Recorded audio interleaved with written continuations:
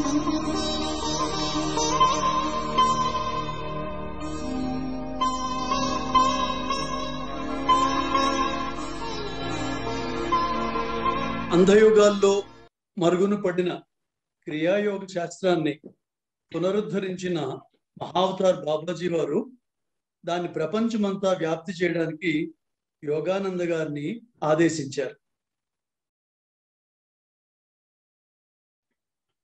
బాబాజీ తన శిష్యులైనటువంటి శ్రీ శ్రీ లాహిరి మహాశయులకు మొదటగా 1861లో క్రియాయోగ దీక్షనిచ్చి ఆయన ద్వారా ప్రపంచానికి అందించారు. లాహిరి మహాశయులు గొప్ప గృహస్థ యోగి. ఒకసారి అభినందనాలు. మహాశయుల శిష్యులైన జ్ఞానావతార శ్రీ యుక్తేశ్వర గిరి వారు యోగానంద గారికి 10 సంవత్సరాల పాటు తర్ఫీదు ఇచ్చి మహాయోగిగా తయారు చేశారు. ఒక యోగి ఆత్మకథ. పరమహంస యోగానంద గారు రచించిన ఆటోబయోగ్రఫీ ఆఫ్ యోగి ప్రపంచ జనులు మెచ్చినటువంటి ఆధ్యాత్మిక గ్రంథరాజు. నెక్స్ట్, తెలుగులో ఒక యోగి ఆత్మకథగా లభించే ఈ పుస్తకం 13 భారతీయ భాషలతో సహా 50 ప్రపంచ భాషల్లోకి అనువదింపబడింది. నెక్స్ట్, ఈ గ్రంథం లక్షలాది మందిని ప్రభావితం చేసింది, చేస్తోంది. అందులో కొంతమంది ప్రముఖులు మన కళ్ళ ముందు ఉన్నారు.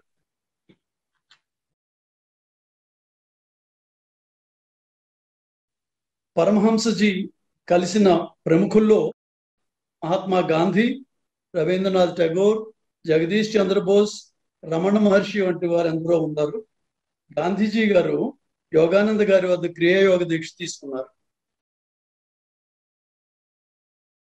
పరమహంస యోగానంద గారు తమ జీవిత ఆదర్శాన్ని రాంచీ ఆశ్రమ స్థాపనతో మొదలుపెట్టారు.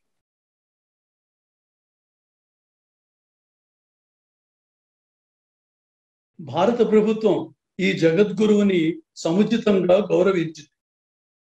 2 తపాలా బిళ్ళలు విడుదల చేయడం జరిగింది. అదేవిధంగా 125వ జన్మదినోత్సవం సందర్భంగా 2018లో వారి బొమ్మతోటి ఒక వెండి నాణ్యం విడుదల చేసింది.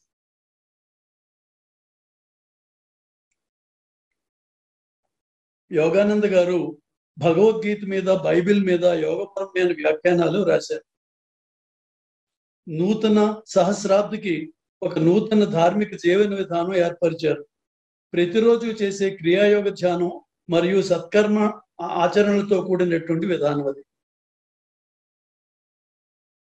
ఈ కోవిడ్ సమయానికి ముందుగానే యోగద ఆన్లైన్ ధ్యాన కార్యక్రమాలు, సీనియర్ స్వాముల సత్సంగ ప్రవచనాలు ప్రారంభించింది. ఇప్పుడు స్వస్థత ప్రార్థనలు జోడించింది.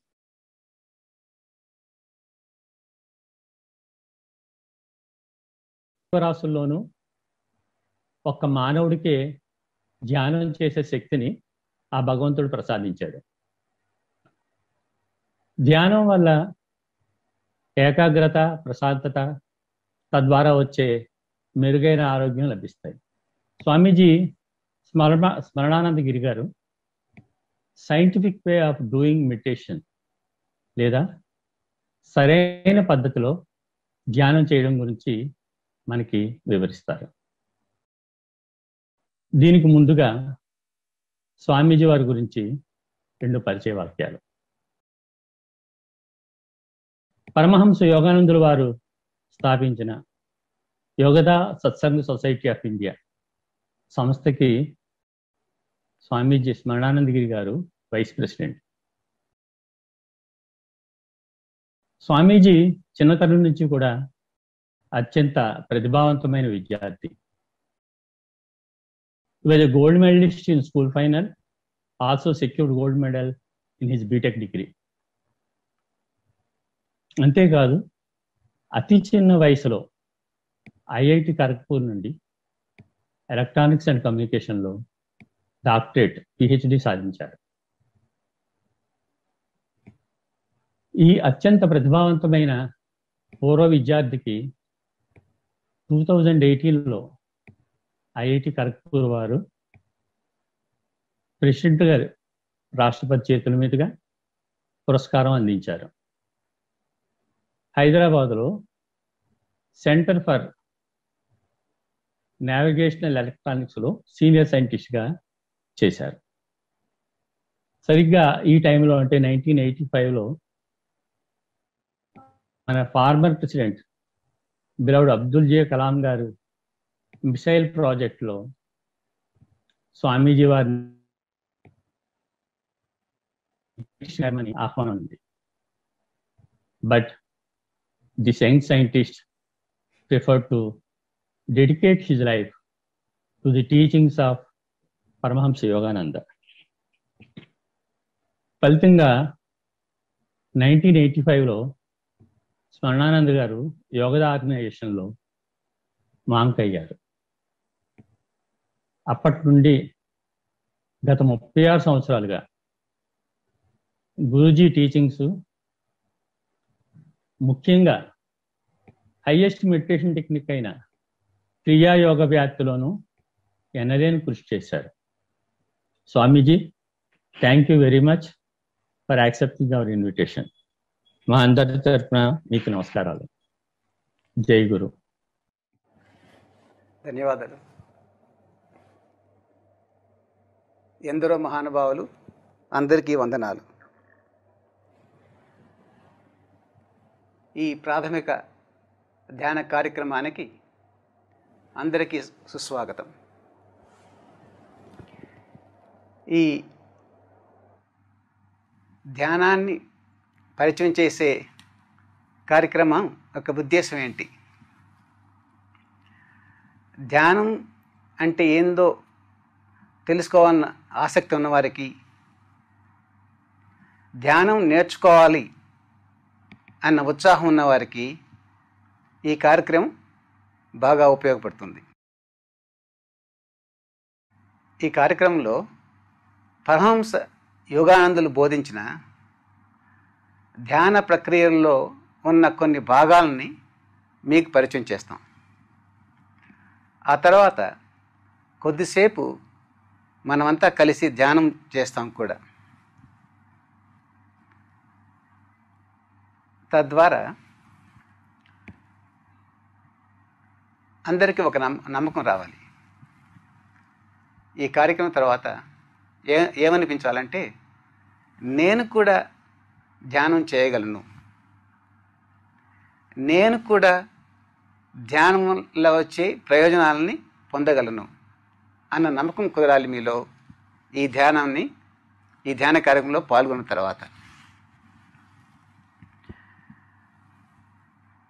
ఈ ధ్యాన సమావేశంలో అతి స్వల్పమైన,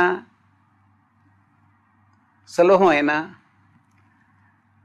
విషయాలను మాత్రమే నేర్చుకుందాం. ఇప్పుడు మరింత ప్రభావితమైన, శాస్త్రీయంగా చేసే ధ్యాన ప్రక్రియలని యోగదా సత్సంగ ఆశ్రమా నుంచి మీరు నేర్చుకోవచ్చు. తర్వాత యోగా సత్సంగ సొసైటీ ధ్యాన ప్రక్రియల గురించి చెబుతుంటుంది పాఠాల ద్వారా.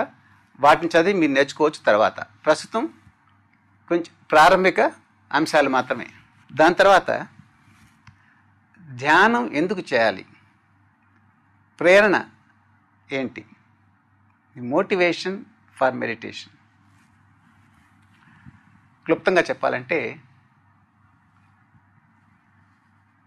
అంతర్గతమైన ఆనందాన్ని చవిచూడడానికి ధ్యానం బాగా ఉపయోగపడుతుంది. మన అందరిలోనూ ఆ ఆనందం అనేది ఉంది. ఎందుకంటే మనం అందరం భగవంతుల్లో ఒక భాగమే. భగవంతుడి యొక్క నిజమైన స్వరూపం ఏంటి? సచ్చిదానంద్.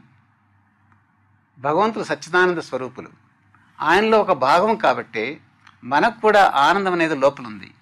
ఆ లోపల ఉన్న ఆనందాన్ని చవిచూడడానికి ధ్యానం ఉపయోగపడుతుంది.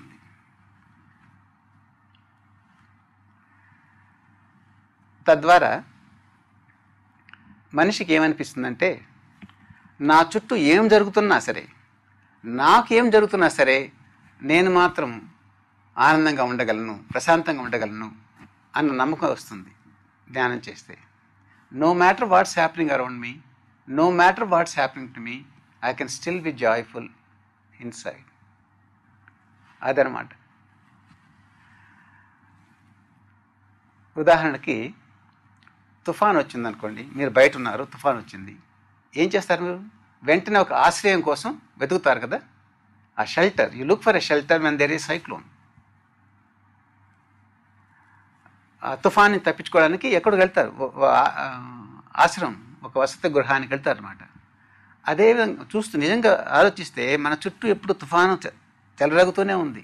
ఈ ఆందోళనలు, ఆవేశాలు, కష్టసుఖాలు, ఇబ్బందులు, ఇక్కడ ఏదో రకరకాలు ఉన్నాయి కదా, ఎప్పుడు మనకు ఏదో ఇబ్బందులు ఉంటాయి జీవితంలో. తుఫాన్ లాంటివి ఇవంతా. వీటి నుంచి ఏ విధంగా మనం తప్పించుకోగలం? ధ్యానం ద్వారా. దాని అర్థం ఈ పరిస్థితుల నుంచి మనం పరిగెత్తున్నామని కాదు, తప్పించుకోవడానికి. ఆ చోటనే ఉంటూనే, ఎక్కడైతే ఈ సమస్యలన్నీ ఉన్నాయి అక్కడ ఉంటూనే లోపల ప్రశాంతంగా ఉండగలం. We escape from the storm of difficulties by staying wherever we are. ఎక్కడున్నా సరే ఆ ప్రశాంతం అనేది లోపల ఉంటుంది. అంతేగాని ప్రశాంతమైన స్థానానికి ఎక్కడికో వెళ్దామని కాదు, లోపలే ఉంది అది. ఆ లోపల వెళ్ళడానికి ఉపయోగపడే సాధనం లేకపోతే వాహనం ఏంటంటే ధ్యానం. కాబట్టి ధ్యానం చేయడానికి చాలా ప్రేరణ ఉంది అందరికీ. గురుదేవులు చెప్పారు, every one would meditate if only one knows how to meditate. ధ్యానం ఎలా చేయాలని తెలిస్తే ప్రతి ఒక్కరూ తప్పకుండా ధ్యానం చేస్తారు అని చెప్పారు. ఎందుకంటే ధ్యానం చేస్తే ఆనందం అనేది వస్తుంది. కాబట్టి దాన్ని మళ్ళీ మళ్ళీ కావాలని ధ్యానం చేస్తాం. మనం మళ్ళీ మళ్ళీ నిద్రపోతాం ప్రతిరోజు. ఎందుకని? ఆ నిద్ర వల్ల మనకు కొంత ప్రశాంతత కలుగుతుంది. అదేవిధంగా ధ్యానం ద్వారా కూడా.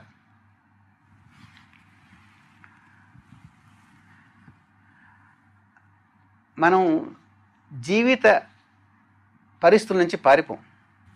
ఇంకో విషయం పరమహంస యోగానందులు చెప్పింది ఏంటంటే, we cannot purchase peace in the market. మనందరికీ తెలుసు ఆ విషయం. ప్రశాంతత అనేదాన్ని మన బజారుకి వెళ్ళి కొనుక్కోలేం, ప్రశాంతతను కొనుక్కోలేం. ఆ శాంతి అనేదాన్ని మనం మనలోనే తయారు చేసుకోవాలి. We have to manufacture peace inside. ఆ శాంతిని లోపల తయారు చేసుకోవాలి. ఏ విధంగా? ధ్యానం ద్వారా. నేను ప్రశాంతంగా ఉండాలి అనుకుంటే ప్రశాంతత రాదు. దానికి ధ్యానం చేయాలి, అప్పుడు వస్తుంది ప్రశాంతత. యూ హ్యావ్ టు మ్యానుఫ్యాక్చర్, తయారు చేసుకోవాలి.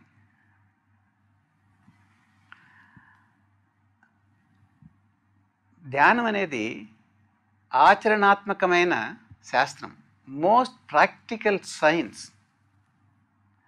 ఇది శాస్త్రీయంగా ఉంటుంది. శాస్త్రీయం అంటే ఏంటి? ఉదాహరణకి 3 + 4 7. 3, 4 జోడిస్తే 7 వస్తుంది. ఎవరికి అది?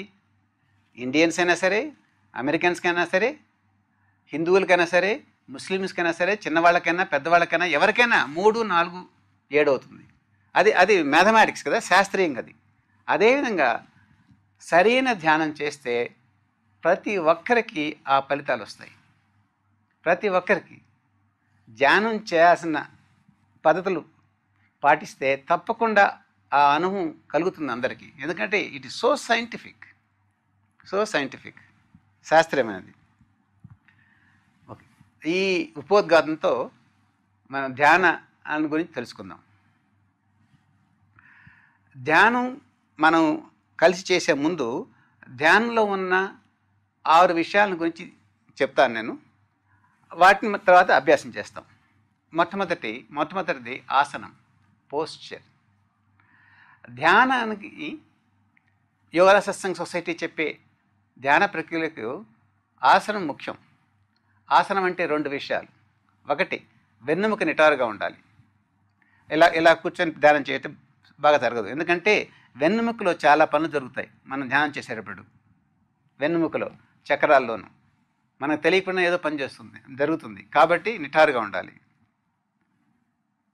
అదొకటి. రెండోది, కళ్ళు భృకుటి మధ్య ఉండాలి. ఇక్కడ 2 కళ్ళు.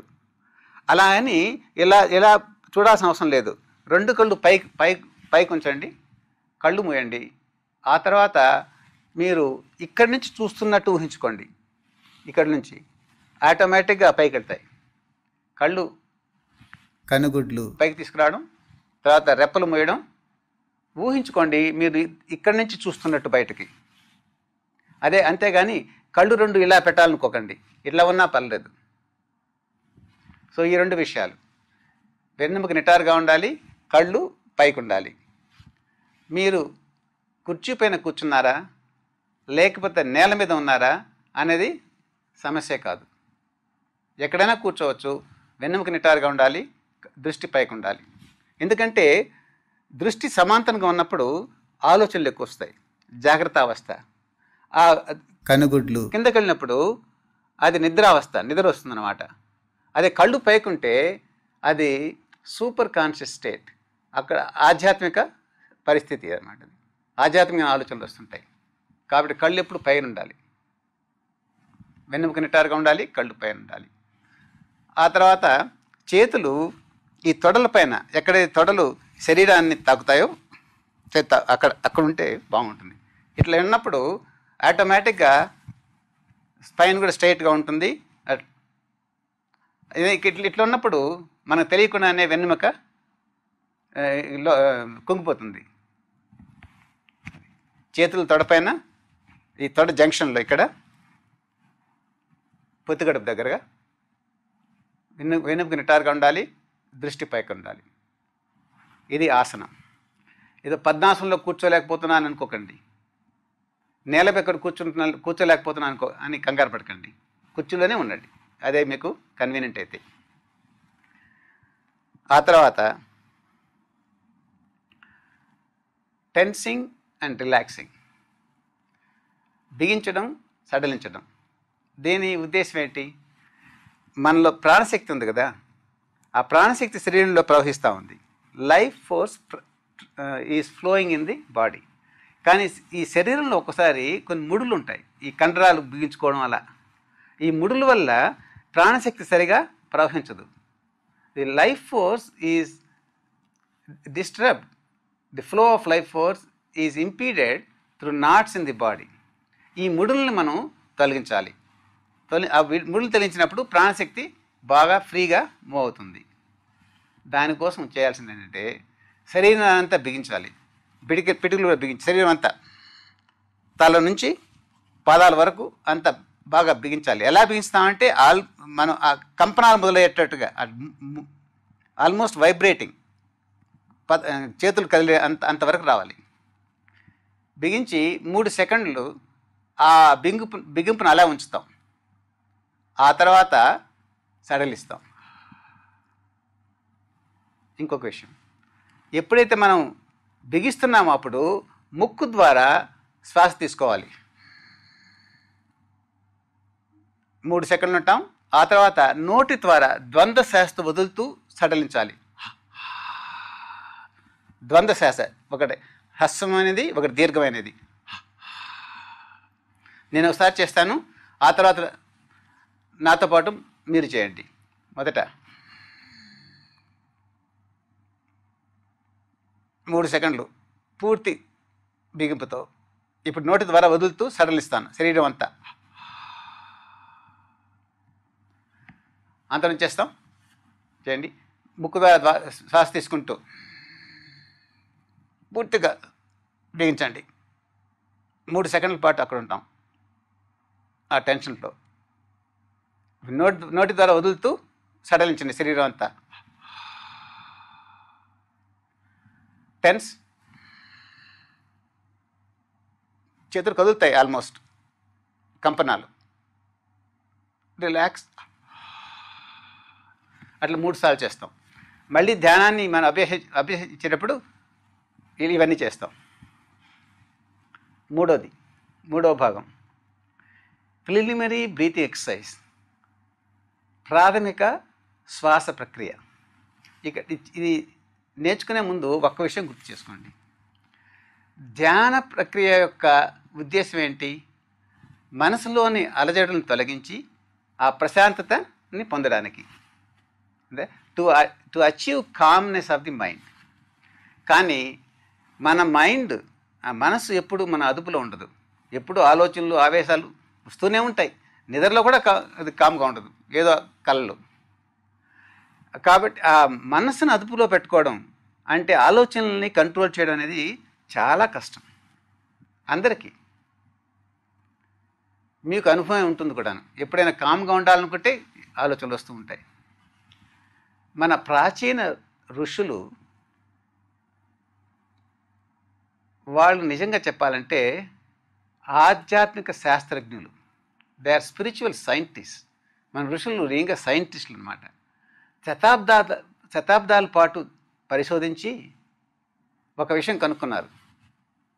ఏంటంటే మన శ్వాస, మనసు ముడిపడి ఉంటాయి. Our ancient rishis found after experimenting over centuries that there is a relationship between mind and breath. మన శ్వాసకు మనసుకు సంబంధం ఉంది అని. ఆ తర్వాత ఇంకోటి చేశారు వాళ్ళు. మనసును డైరెక్ట్గా కంట్రోల్ చేయడం కష్టం కాబట్టి శ్వాసను కంట్రోల్ చేస్తూ దాని ద్వారా మనసును కంట్రోల్ చేయొచ్చు. ఈ ప్రాణాయామం యొక్క ఉద్దేశం అదే. రకరకాల శ్వాసక్రియలు చేస్తుంటారు. ఉద్దేశం ఏంటంటే అలాంటి శ్వాస చేశాక ఆ శ్వాస ప్రక్రియల ద్వారా మనసును అదుపులోకి తీసుకురావచ్చు, కంట్రోల్ చేయొచ్చు. చాలా ఉన్నాయి.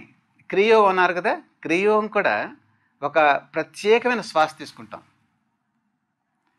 దాంట్లో ఎక్కువ ఆక్సిజన్ తీసుకుంటాం లోపలికి మేము.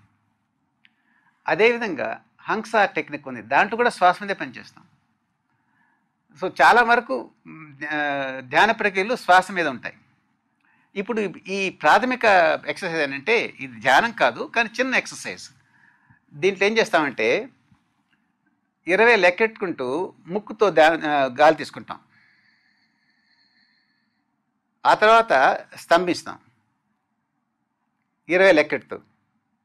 ఆ తర్వాత అదేవిధంగా 20 లెక్కెడుతూ నోటు ద్వారా వదులుతాం.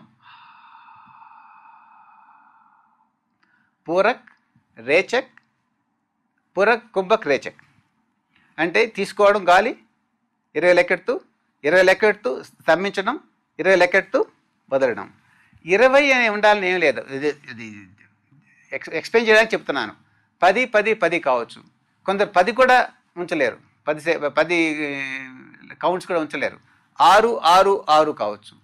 ఇక్కడ నేర్చుకోవాల్సిన విషయం ఏంటంటే గాలి పీల్చడం, గాలి స్తంభించడం, గాలి వదలడం ఒకే డ్యూరేషన్లో ఉండాలి. 6 లెక్కెడుతూ తీసుకుంటే 6 లెక్కెడుతూ ఉంచుకోవాలి, స్తంభించాలి. ఆ తర్వాత 6 లెక్కెడుతూ కిందకి తీసుకెళ్ళాలి. అది ఎక్సర్సైజ్. ఇది మళ్ళీ నేను చేయిస్తాను మీ చేత.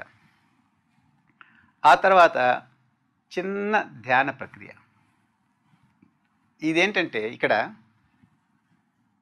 మనం చేయాల్సిందంతా సహజంగా వెళ్ళే శ్వాసను గమనించాలి. గాలి లోపలికి వెళ్తూ ఉంది, గాలి బయటకు వెళ్తుంది.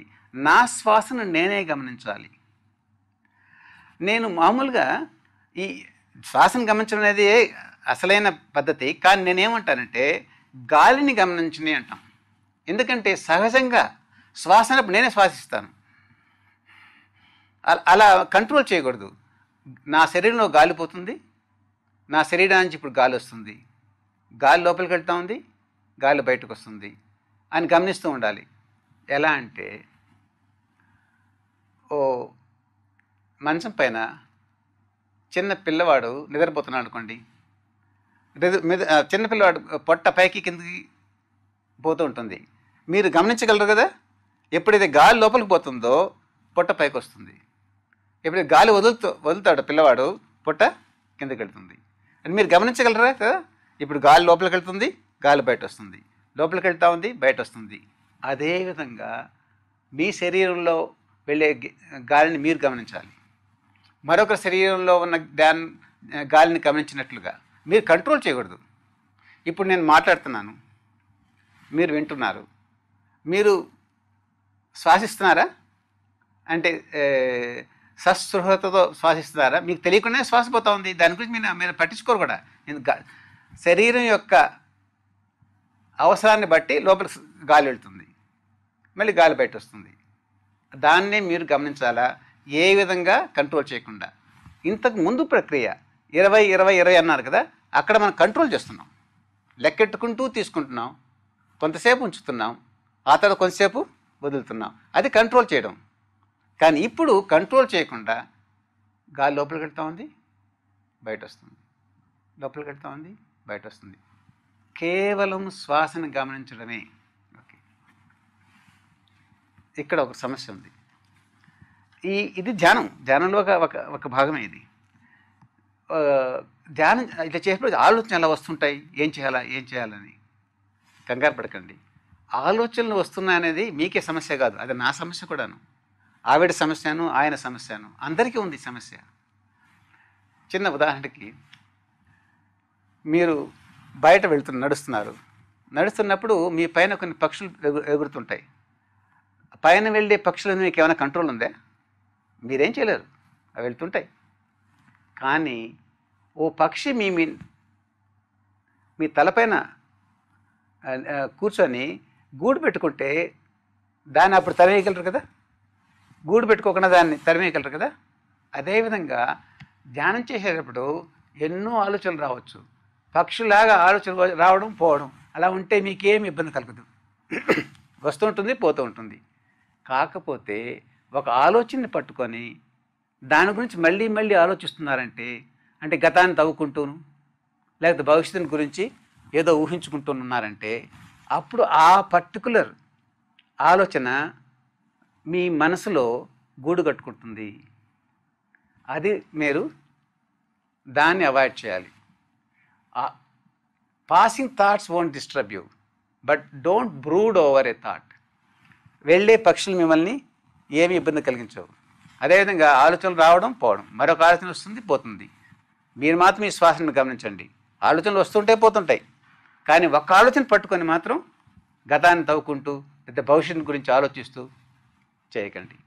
అలా చేస్తే మీరు శ్వాసను గమనించరు, ఆలోచనలన్నీ ముడిపోతారు. కాబట్టి ఆలోచనల గురించి కంగారు పడకండి, కాబట్టి ఒక్క ఆలోచన గురించి పట్టుకోకండి. ఆ తర్వాత విజువలైజేషన్ అంటే మానసిక చిత్రీకరణ.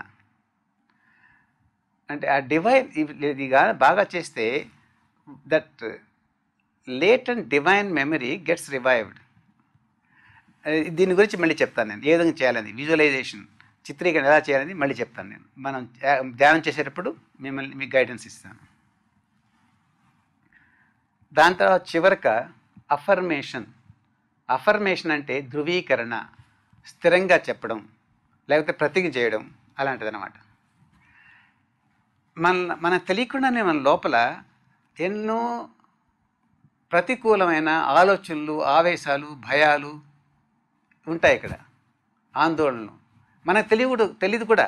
ఏదో కంగారు, like I have come from Joy, నేను భగవంతుని నుంచి వచ్చాను అని, అది అనుకూలమైన పాజిటివ్ థాట్. జీవితంలో అన్ని సమస్యలను ఎదుర్కొనే శక్తి సామర్థ్యాలు నాకున్నాయి, ఏ పరిస్థితినైనా ధైర్యంగా ఎదుర్కొంటాను అని ఆలోచిస్తున్నాను అనుకోండి. అప్పుడు ఏ పరిస్థితి వచ్చినా కంగారు అనేది ఉండదు. దీన్ని మళ్ళీ మళ్ళీ మీకు చెప్తూ ఉండాలి. ఏ పరిస్థితులైనా నన్ను ఎదుర్కొనే శక్తి సామర్థ్యాలు నాకు భగవంతుడు ప్రసాదించాడు అని అనుకుంటూ ఉండేది మళ్ళీ మళ్ళీ. అఫర్మేషన్, అది నిజమవుతుంది. దాన్ని అఫర్మేషన్ అంటారు. ఇప్పుడు ఈ చెప్పిన 6 భాగాలు మనం అంతా అభ్యాసం చేస్తాం ఓ పావు గంట సేపు.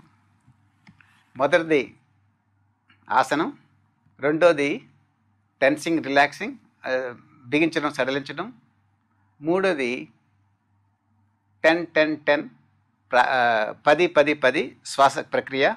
ఆ తర్వాత గాలిని గమనించడం, శరీరంలోకి వెళ్ళే గాలి, బయటకు వచ్చే గాలిని గమనించడం ముఖ్యమైన అంశం అదే ఈరోజు. ఆ తర్వాత విజువలైజేషన్, మానసిక చిత్రీకరణ, చివరిగా ప్రతిజ్ఞ, అఫర్మేషన్. మొదట ఆసనం తీసుకోండి అందరూ. వెన్నెముక నిటారుగా ఉండాలి, చేతులు ఈ తొడల జంక్షన్లో ఎక్కడైతే పొత్తికట్ట కదు కదు కలుస్తుందో తొడలో అక్కడ పెట్టుకోండి. వెన్నెముక నిటారుగా ఉంచండి. ఆ తర్వాత కనుగుడ్లు పైకి తీసుకెళ్ళండి. పైకి చూస్తూ ఉండండి. కనుగుడ్లు పైకి ఉంచి కన్నురెప్పలు మూయండి. మధ్య మధ్యలో చెక్ చేసుకుంటూ ఉండాలి, కళ్ళు కిందకి రాకుండా. కళ్ళు కిందకు వచ్చేస్తే ఆలోచనలు వస్తాయి, లేదా నిద్రపోతారు. అలాగే ఉంచుకోండి. కళ్ళు పైకుంచి మీరు బ్రుగిటి మధ్య నుంచి చూస్తున్నాను అని అనుకోండి. బ్రుగిటి మధ్య అక్కడి నుంచి చూస్తున్నాను ఊహించుకోండి. ఇది ఆసనం. ఈ ఆసనం వీలైనంత వరకు రాబోయే 15 నిమిషాల పాటు ఉండాలి. మధ్య మధ్యలో చెక్ చేసుకోవచ్చు మీరు. వెన్నెముక నిటారుగా ఉంది, చేతులు తొడ జంక్షన్లో ఉన్నాయి, దృష్టి పైకి ఉంది. ఇప్పుడు ముక్కుతో దీర్ఘంగా గాలి తీసుకుంటూ శరీరాన్ని బిగించండి. పూర్తిగా పిడికిలు బిగించాలి. పాదాల నుంచి తల వరకు పూర్తిగా 3 సెకండ్ల పాటు అక్కడ ఉంటాం. ఇప్పుడు నోటితో ద్వంద్వ శ్వాసతో శరీరాన్ని సడలించండి. మరొకసారి శ్వాస తీసుకోండి, బిగించండి.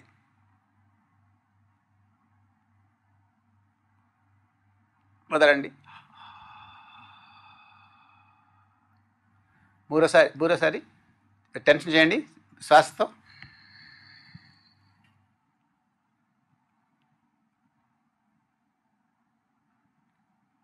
రిలాక్స్ చేయండి శ్వాసతో నోటి ద్వారా. Feel the relaxation. శరీరం అంతా రిలాక్స్డ్గా ఉంది. ఇప్పుడు నేను లెక్కెడతాను, మీరు నాతో పాటు శ్వాస ప్రక్రియ చేయండి. పీల్చండి. 4, 5, 6, 7, 8, 9, 10, 11, 12. శ్వాసను బంధించండి. 1, 2, 3, 4, 5, 6, 7, 8, 9, 10, 11, 12. శ్వాసను వదలండి నోటి ద్వారా. 6, 7, 10, 11, 12. శ్వాస తీసుకోండి.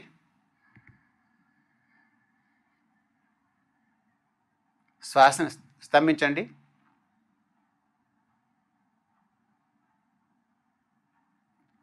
నోటి ద్వారా వదలండి.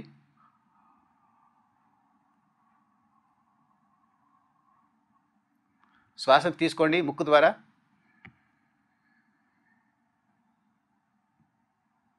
స్తంభించండి.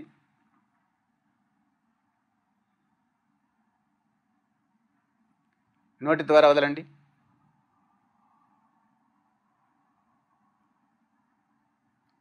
శ్వాసను మళ్ళీ తీసుకోండి ముక్కు ద్వారా.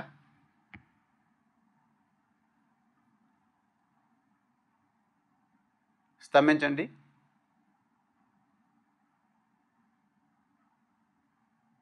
వదలండి నోటి ద్వారా.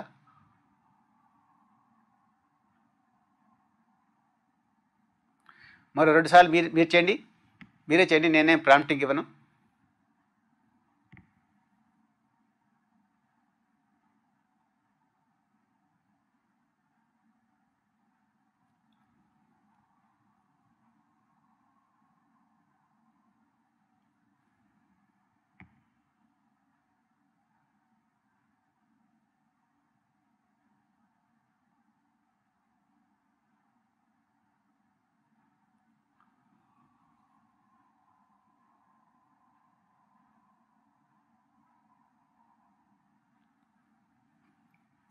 ఇప్పుడు మీ శరీరంలోకి వెళ్ళే శ్వాసను గమనించండి. వెళ్ళే గాలిని గమనించండి. లోపలికి వెళ్తుంది, బయట వస్తుంది. ఒక్కసారి దృష్టిని పైకుందా లేదా చెక్ చేసుకోండి.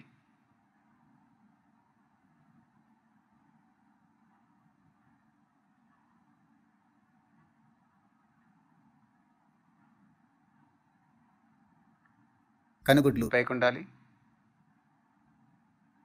వెన్నెముక నిటారుగా ఉండాలి. ధ్యాస అంతా శరీరంలోకి వెళ్ళే, బయటకు వచ్చే గాలిపైన.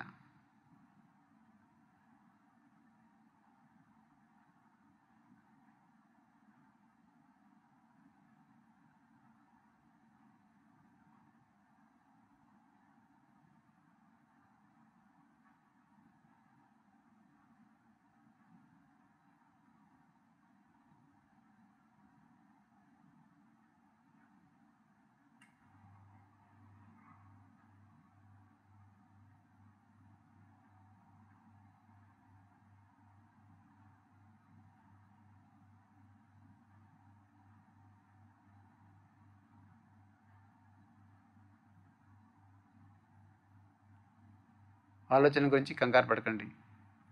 ధ్యాస గాలిపైన ఉండాలి.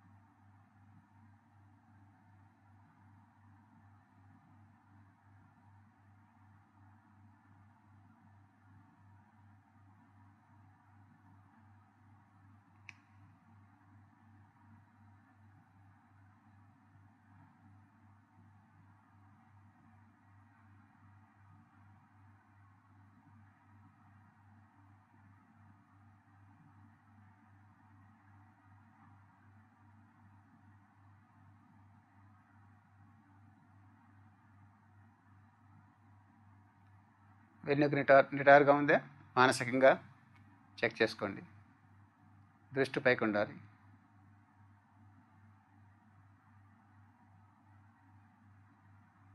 గాలి లోపల పోతుంది, బయట వస్తుంది.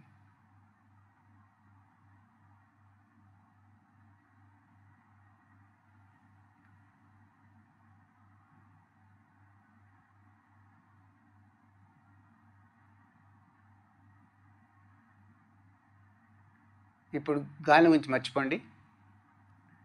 భృగుటి మధ్య చూస్తూ ఉండండి. మీ ఇష్టదైవాన్ని ఊహించుకోండి. అలానే చూస్తూ నెమ్మదిగా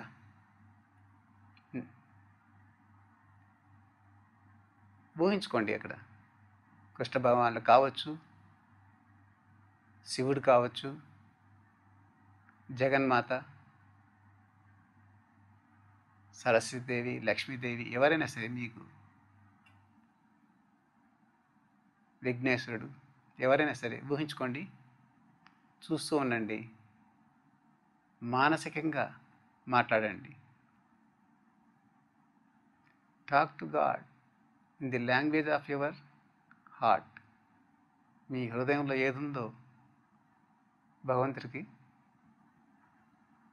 చెప్పండి.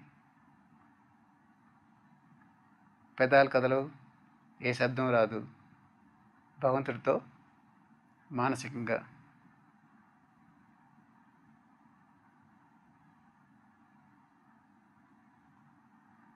ఇష్టదైవాన్ని ఊహించుకోవచ్చు అక్కడ, లేకపోతే అలానే చూస్తూ ఉండొచ్చు. ఎవరిని ఊహించుకోకుండానే కాంతి ఏమైనా కనిపించవచ్చు కూడాను.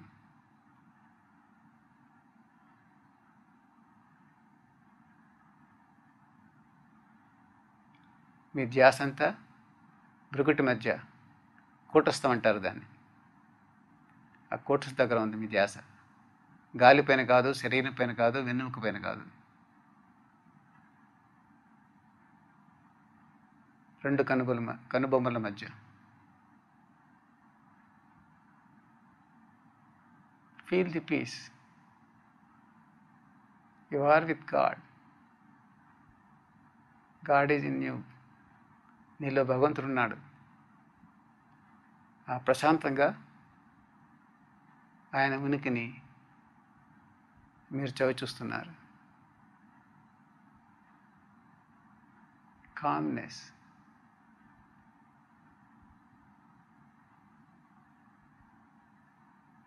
బ్రవిటి మధ్య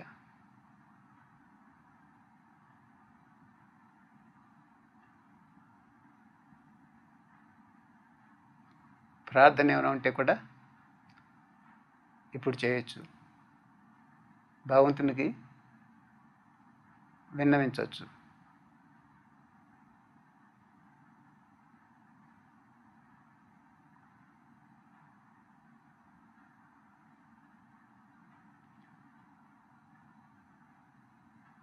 కొంత శాంతిని అనుభవించాక ఆ శాంతి ఇప్పుడు బ్రొకటి మధ్య కూటస్థంలో ఉంది. ఇప్పుడు విజువలైజ్ చేసుకోండి, మానసికంగా ఊహించండి. ఆ శాంతి బ్రొకటి దగ్గరే కాదు, మీ తలంతా, శరీరం అంతా కూడా చాలా ప్రశాంతంగా ఉంది. ఆ పీస్ అనేది కేవలం కుటస్థంలో కాదు, శరీరం అంతా పీస్ఫుల్గా ఉంది, చాలా ప్రశాంతంగా ఉంది శరీరం అంతా. ఊహించుకోండి ఆ శరీరం, ఆ శాంతి శరీరంలోనే కాదు, శరీరం చుట్టూ కూడా ఉంది. కొద్ది కొద్దిగా అంతా వ్యాపిస్తుంది. మీరున్న ఆ గది నిండా ప్రశాంతంగా ఉంది. ఆ గది మధ్యలో మీరున్నారు ఒక చోట. గదంతా పూర్తిగా ప్రశాంతంగా ఉంది. The waves of peace are filled in the entire room. గదంతా చాలా ప్రశాంతంగా ఉంది. ఆ ప్రశాంతానికి కేంద్ర బిందువు మీరు. ఆ శాంతి అనేది మీ రూమే కాదు, మీరున్న ఇంటి చుట్టూను కూడా ఉంది. ఎక్స్పాండింగ్, విస్తరించడం.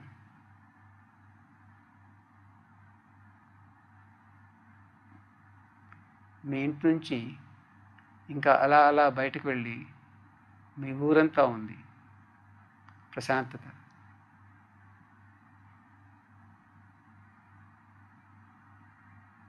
ఊరే కాదు, మీ జిల్లా, మీ రాష్ట్రం, మీ దేశం అంతా ఉంది ప్రశాంతత అనేది. ఆ తర్వాత ప్రపంచం కూడా, ప్రపంచమంతా, ఈ భూగోళం అంతా చాలా ప్రశాంతంగా ఉంది. ఆ ప్రశాంతత నిండిన ఈ భూగోళానికి మీరు కేంద్ర బిందువు. ఎంతో ప్రశాంతంగా ఉంది.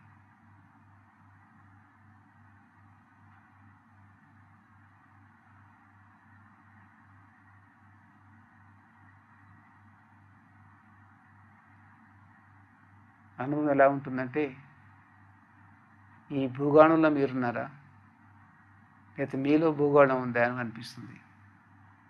అంత పీస్ఫుల్గా ఉన్నారు. మీ ఉనికి అంతా విస్తరించింది. Expand your consciousness.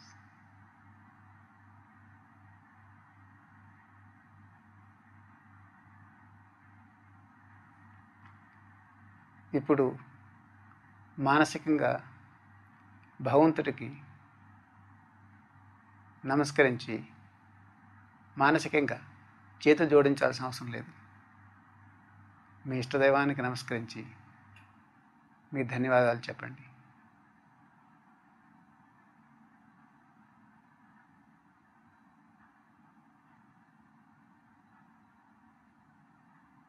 ఊహించుకోండి, మీరు భగవంతుడి సమక్షంలోనే ఉన్నారు, ప్రశాంతంగా.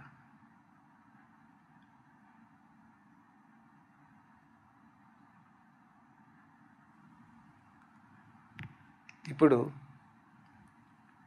అఫర్మేషన్ చేస్తాం. అంటే ఒక పాజిటివ్ థాట్, అనుకూలమైన ఆలోచన తీసుకొని దాన్ని మళ్ళీ మళ్ళీ నెమరు వేసినట్లుగా మొట్టమొదట బిగ్గరగా, తర్వాత మృదువుగా, తర్వాత గుసగుసలుగా, తర్వాత మానసికంగా దాన్ని ఉచ్చరిస్తాం. నేను ఒక వాక్యాన్ని ఎంచుకున్నాను. నేను చెప్తూ ఉంటాను, నాతో పాటు నా వెనక మీరు చెప్పండి. నేను తీసుకున్న వాక్యం ఏంటి ఈరోజుకి? ఆనందం నా జన్మ హక్కు.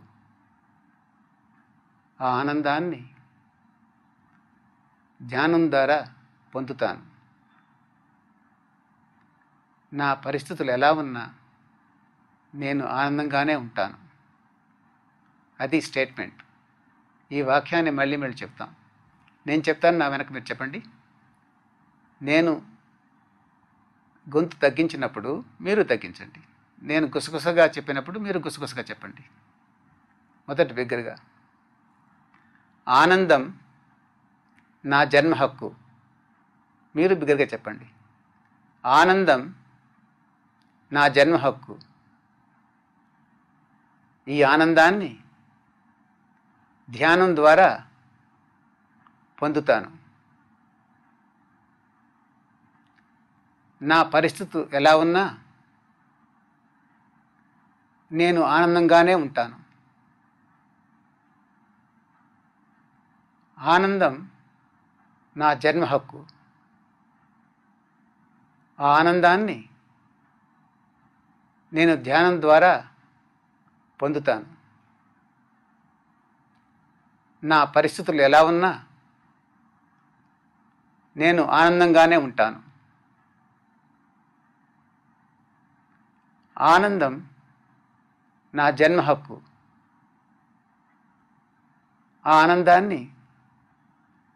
నేను ధ్యానం ద్వారా పొందుతాను. నా పరిస్థితులు ఎలా ఉన్నా నేను ఆనందంగానే ఉంటాను. ఆనందం నా జన్మ హక్కు. ఆ ఆనందాన్ని నేను ధ్యానం ద్వారా పొందుతాను. నా పరిస్థితులు ఎలా ఉన్నా నేను ఆనందంగానే ఉంటాను. ఆనందం నా జన్మ హక్కు. ఆ ఆనందాన్ని ధ్యానం ద్వారా పొందుతాను. నా పరిస్థితులు ఎలా ఉన్నా నేను ఆనందంగానే ఉంటాను. ఆనందం నా జన్మ హక్కు. ఆ ఆనందాన్ని నేను ధ్యానం ద్వారా పొందుతాను. నా పరిస్థితులు ఎలా ఉన్నా నేను ఆనందంగానే ఉంటాను. ఆనందం నా జన్మ హక్కు. ఆ ఆనందాన్ని నేను ధ్యానం ద్వారా పొందుతాను. నా పరిస్థితులు ఎలా ఉన్నా నేను ఆనందంగానే ఉంటాను. ఆనందం నా జన్మ హక్కు. ఆనందాన్ని నేను ధ్యానం ద్వారా పొందుతాను. నా పరిస్థితులు ఎలా ఉన్నా నేను ఆనందంగానే ఉంటాను. ఆనందం నా జన్మ హక్కు. ఆనందాన్ని నేను ధ్యానం ద్వారా పొందుతాను. నా పరిస్థితులు ఎలా ఉన్నా నేను ఆనందంగానే ఉంటాను. ఆనందం నా జన్మ. ఆనందాన్ని నేను ధ్యానం ద్వారా పొందుతాను. నా పరిస్థితులు ఎలా ఉన్నా నేను ఆనందంగానే ఉంటాను. ఇప్పుడు నాలుకను కదపకుండా, ఏ శబ్దం చేయకుండా మానసికంగా అనుకోండి. ఈ వాక్యాన్ని మళ్ళీ మళ్ళీ స్మరించండి. Mentally affirm this truth.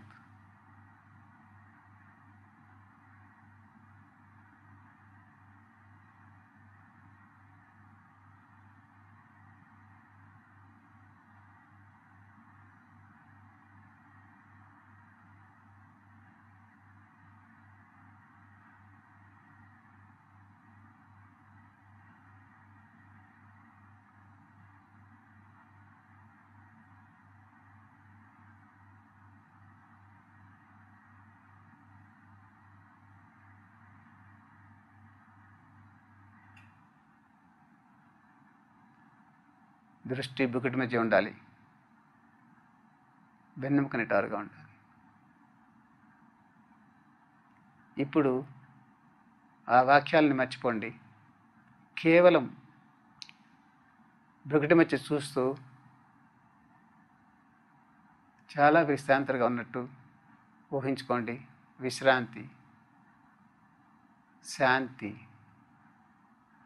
ఆనందం, ధైర్యం,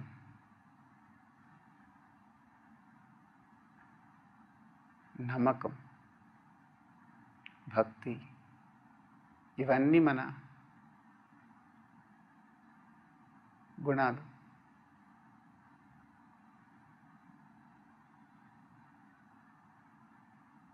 ప్రశాంతంగా ఉన్న దృష్టి బుకుటి మధ్య ఉంది.